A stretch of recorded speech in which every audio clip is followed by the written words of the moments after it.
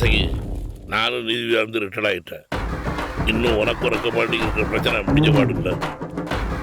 ரெக்கப்பாண்டிக்கு நீ என்ன கொடுக்கணுமோ அதை கொடுத்துட்டு ஒழுங்காக ஒதுக்கிக்க. வீண் பிரச்சனை வேணும். உன்னை கூப்பிட்டு பேசுறது இதுதான் லாஸ்ட் ரெக்கப்பாண்டி சொல்லிட்டாரு. இதோ அவரே வந்துட்டாரு. வணக்கம். வணக்கம். உட்கார் பாண்டியா.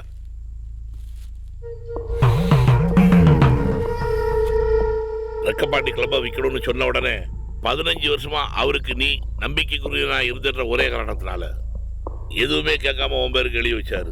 ஆனா நீ சொன்ன நேரத்தில் பணத்தை கொடுக்கல. இப்ப அது இங்க கொண்டு வந்து நிப்பாட்டிருக்கு. என்ன பண்ண போற? பணத்தை எப்படி வாங்கணும்னு அவருக்கு தெரியும்.